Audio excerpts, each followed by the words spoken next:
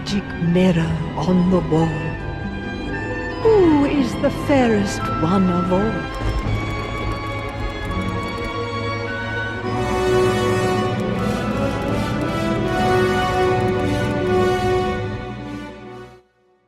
Everyone hate Rachel Zegler, one of the newest Hollywood gems who's had all of 2 years before the entertainment industry decided she was nothing more than a hag, a nuisance, a thing to be punished until she could learn to sit down, shut up, and be the beautiful, shiny object for audiences to see, but not hear. Hi, my name is Taylor. I'm a writer, actor, and I have a PhD in Yaponomics, and today I want to dive into the phenomenon I like to call the villainous woman effect. We've seen it before with stars like Jennifer Lawrence and Anne Hathaway. Usually it happens to women who skyrocket to fame at a young age, adored for their talents and beauty and pleasant personality until suddenly, they aren't. Suddenly, it's as if millions of fans awake from a deep slumber, horrified by the woman they once claimed to love, and the only way to make up for that mistake is to spew vitriolic hate towards her. But what do these women actually do to deserve their condemnation? Why has Rachel Zegler become the symbol of everything wrong with women for so many people? And is there a world in which other women can avoid the same fate?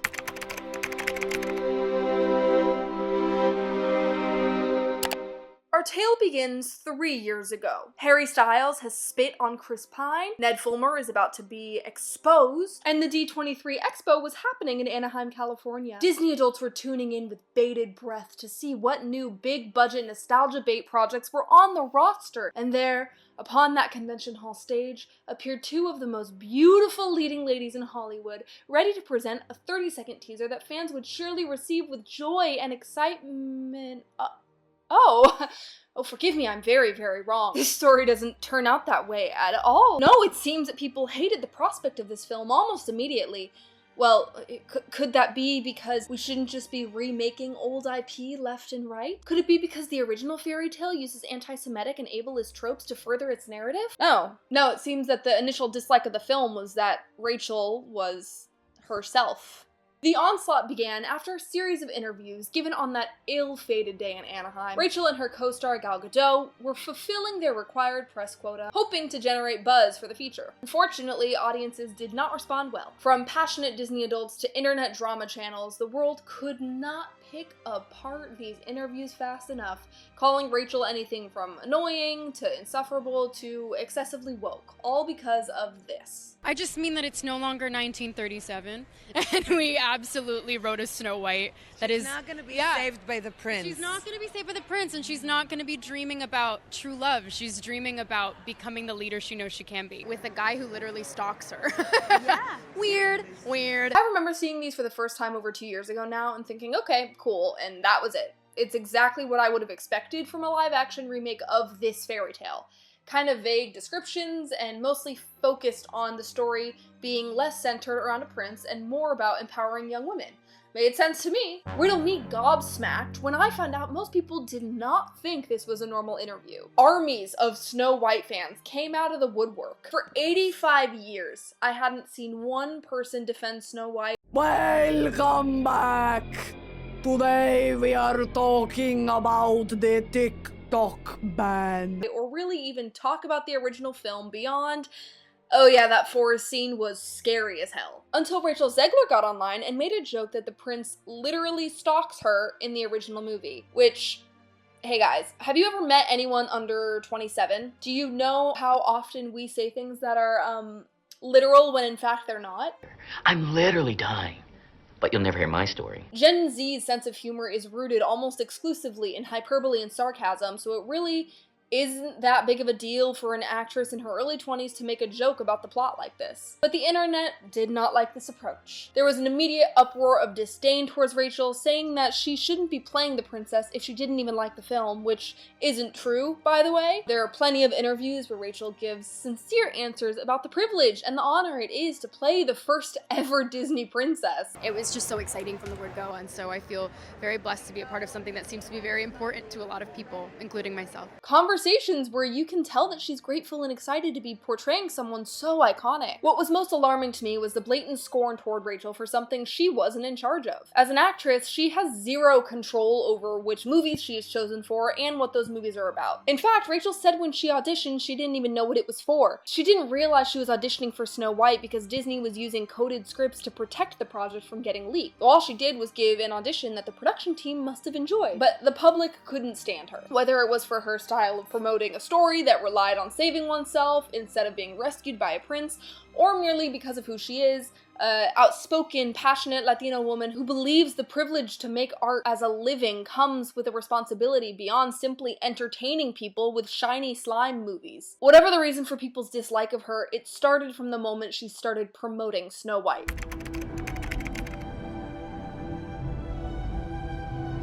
Unfortunately for everyone involved, this movie came out about, 10 years too late. If you had promoted girl bossified Snow White back in let's say 2012, where the princess saves herself instead of solely relying on the prince and she's a badass in the process, people would have eaten it up!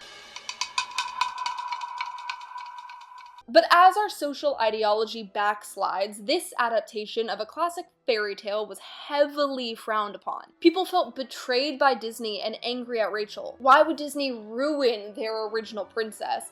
Can't they just make an adaptation that sticks to its source material? Charlie Ross wrote in Glamour magazine, "An attempt to tell a story from a different perspective isn't looking to destroy other people's points of view, merely open up the scope for different narratives and ways of life, to enjoy some spotlight."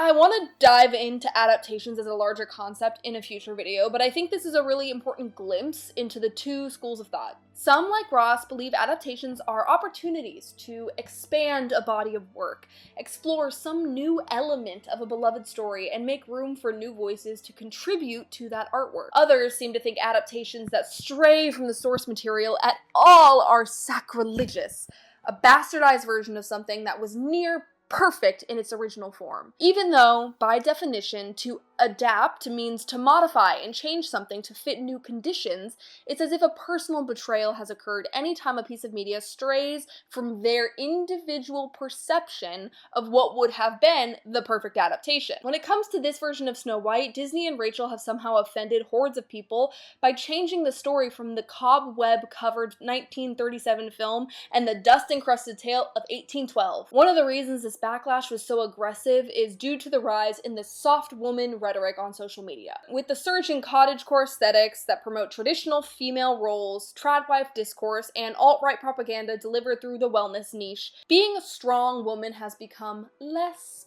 popular. Quiet mindfulness and gentle slimming workout programs have replaced the loud girl boss infographics and weightlifting trends of the early 2012-2016 era. And it doesn't just fill our TikTok feeds with Nara Smith's Home on the Wealthiest Range content.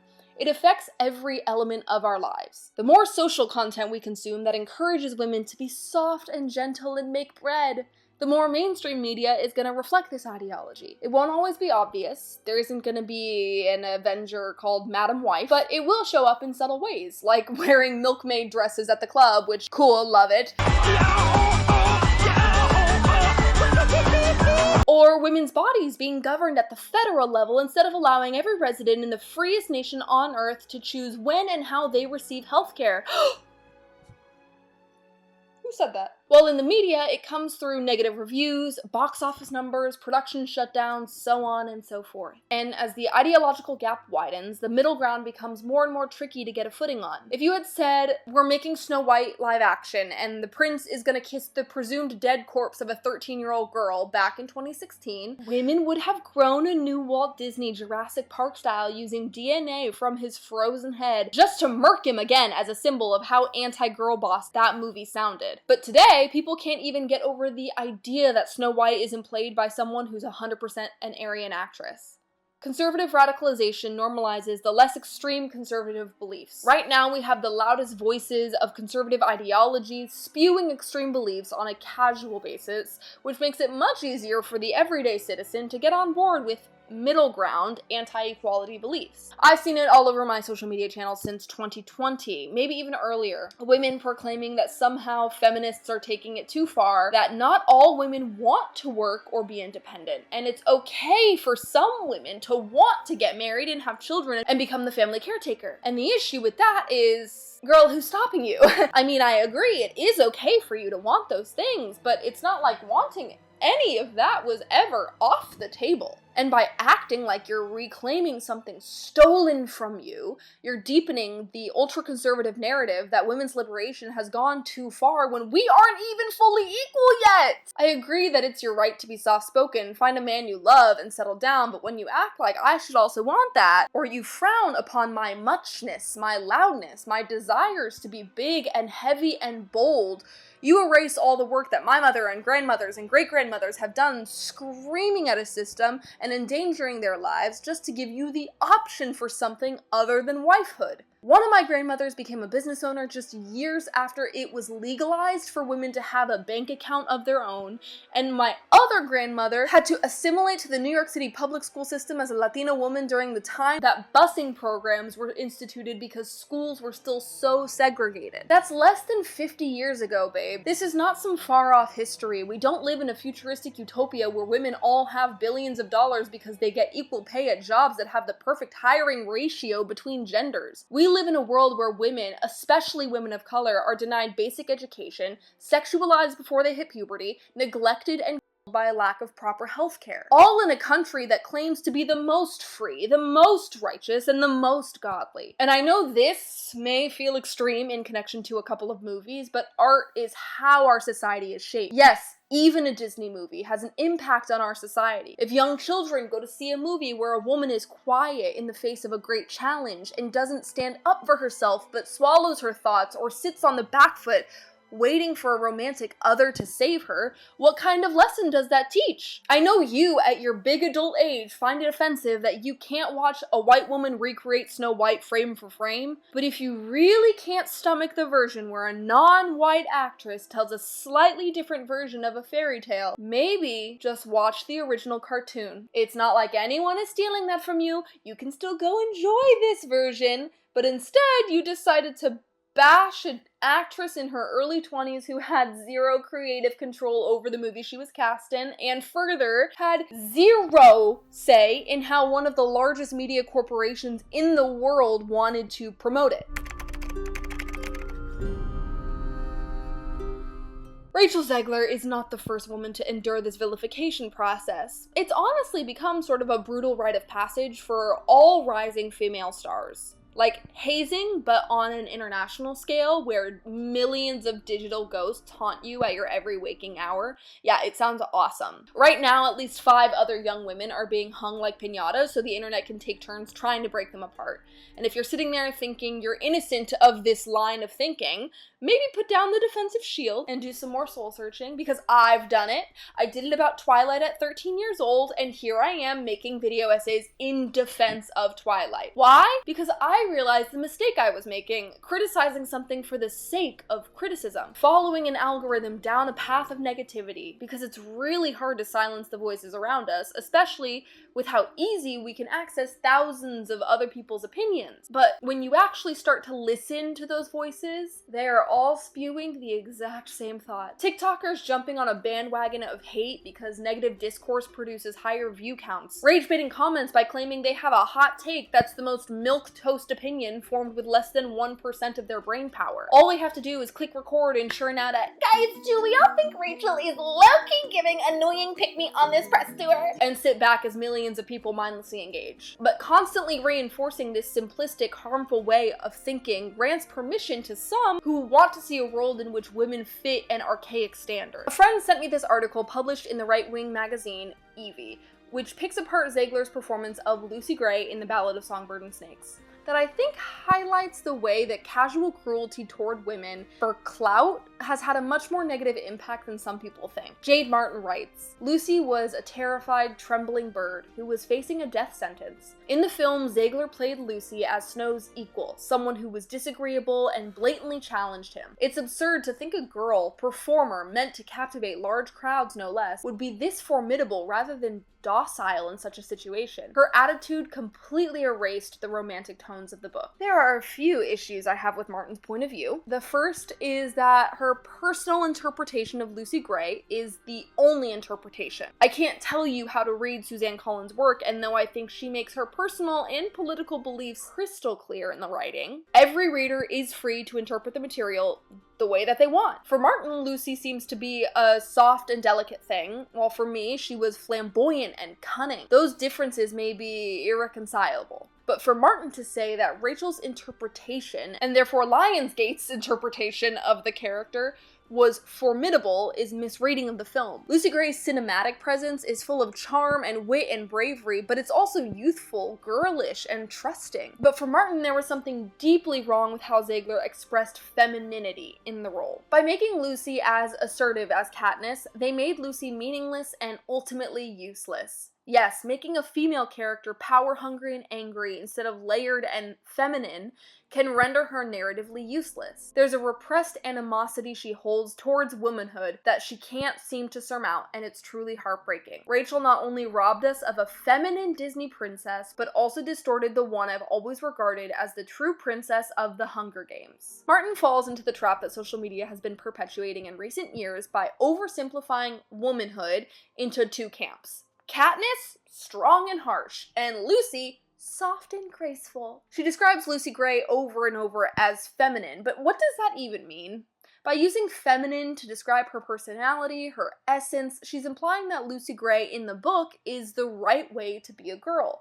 Wearing dresses, being soft, being gentle, and her disgust with Zegler's take on the character comes from this reductive line of thinking. To assume all femininity is expressed in softness or smallness or docility erases the spectrum of feminine expression. Saying Rachel distorted the princess of the Hunger Games isn't just a gross mischaracterization of Lucy Gray and the entire franchise Collins wrote, but it also tells me that you think there's only one way to be a princess. That princesses can't be strong or loud or angry, that they can't wage war or strike deals, that cleverness can't coexist with kindness. You minimize the spectrum of femininity, and in proclaiming that Rachel has committed this sin of erasing a beautiful female character, you erase the validity of millions of real women who cannot and do not want to live their lives just to be soft. I'm not saying women should exist free from criticism. Women fail a lot. Women do and say the wrong thing, make mistakes,